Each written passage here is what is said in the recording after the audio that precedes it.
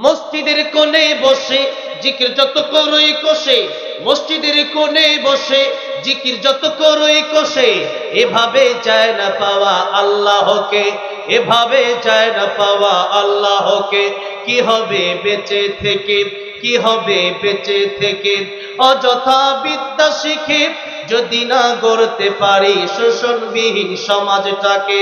কি হবে বেঁচে থেকে, কি হবে ছাত্র সেজে চুমু খেয়ে সনদ খানো, যদি হয় বিদ্যালয়টা পতিতদের আড্ডাখানা। এর চেয়ে মরাই ভালো, দেশ ছেড়ে যাওয়াই ভালো, এর চেয়ে মরাই ভালো, দেশ ছেড়ে যাওয়াই ভালো।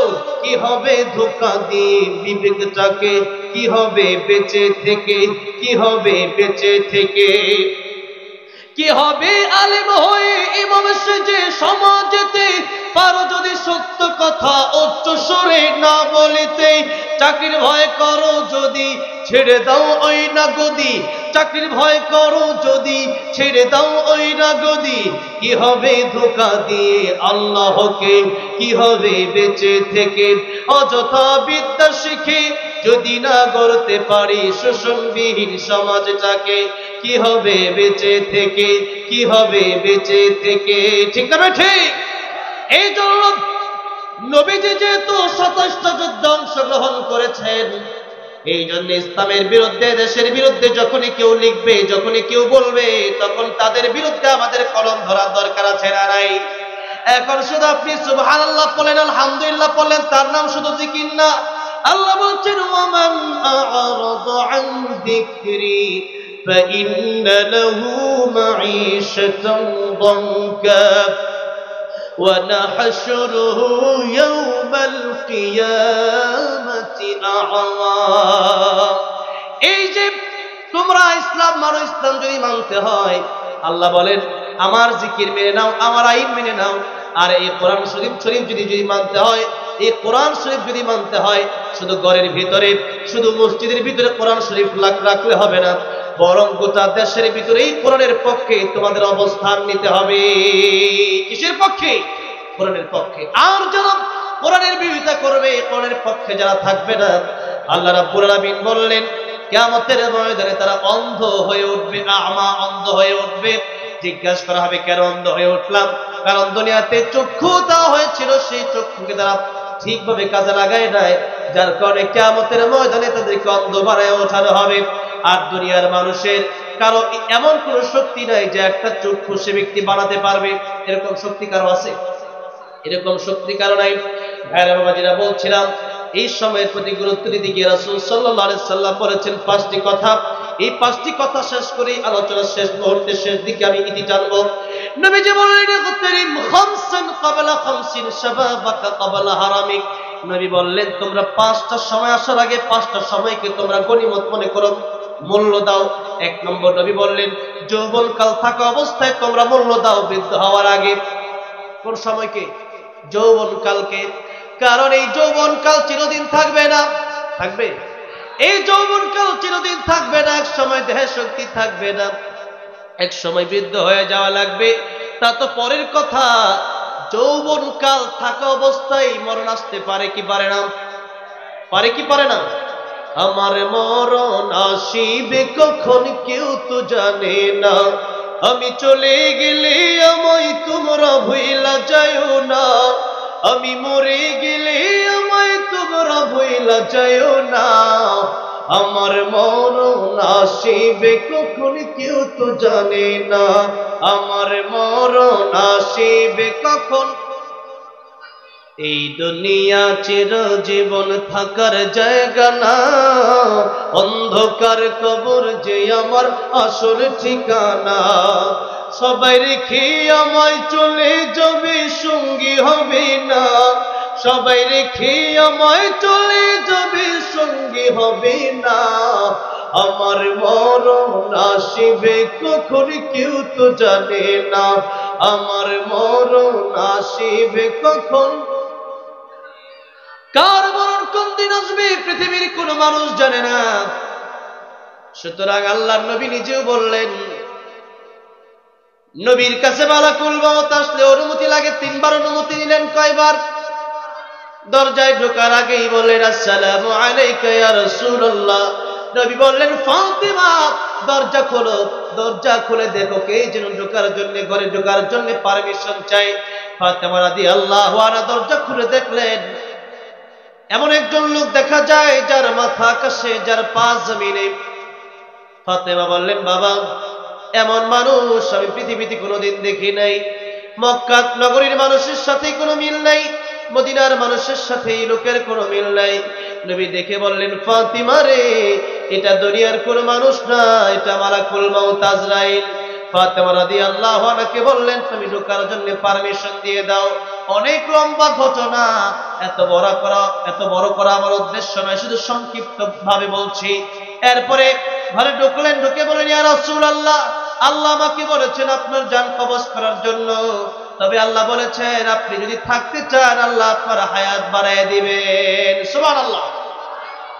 নবীজি বললেন ও মালাকুল মউত, হাত্তা ইয়াতিয়ানি জিবরাইল, জিবরাইল আসার পর্যন্ত তুমি অপেক্ষা করো।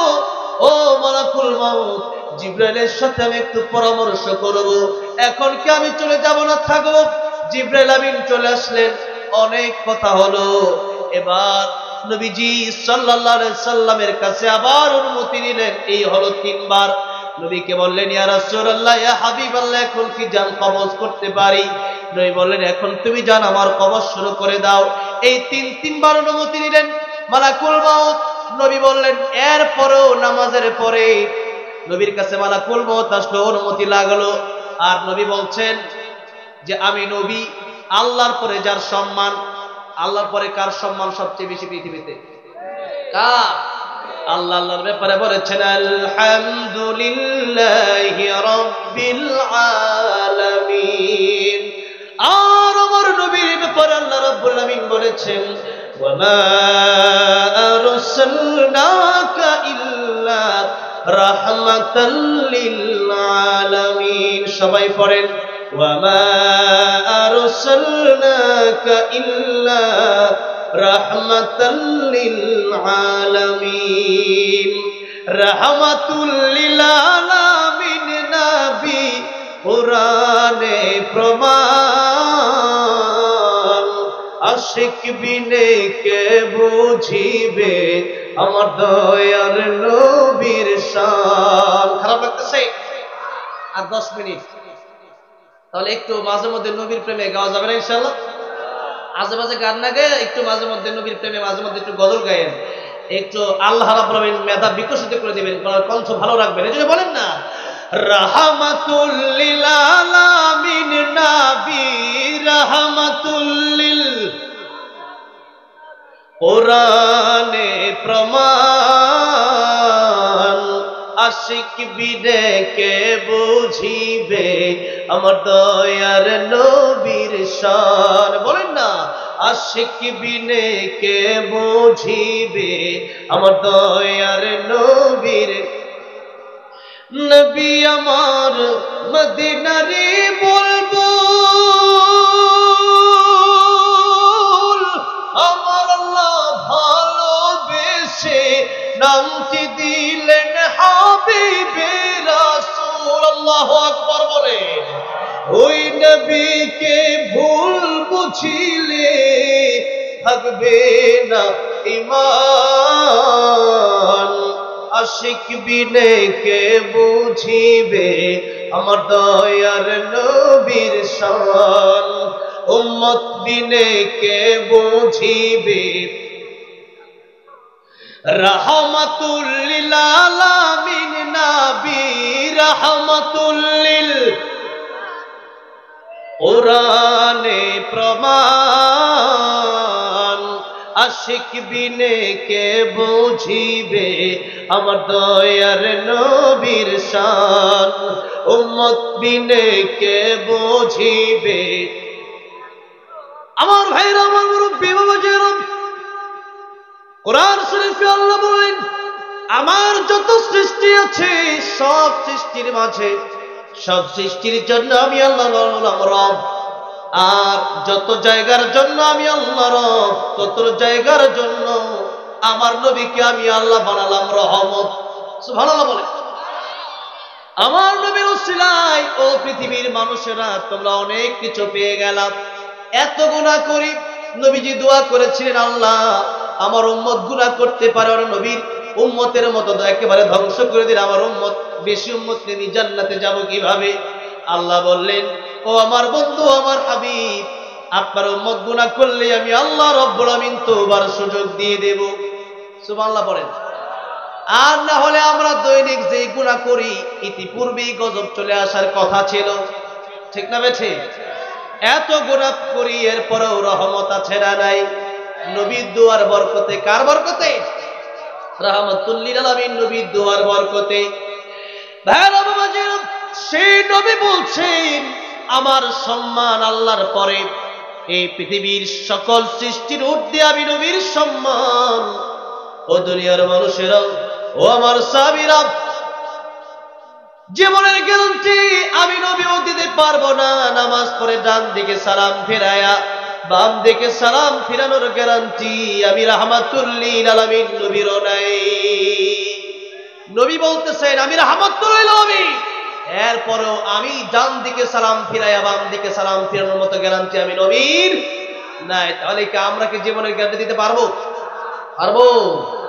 আল্লাহ বলছেন সূরা তাহা, ইন্নাস সাআতা আতিয়াতুন আকাদু উখফিহা লিতুজজা কুল্লু নাফসিন বিমা তাসআ।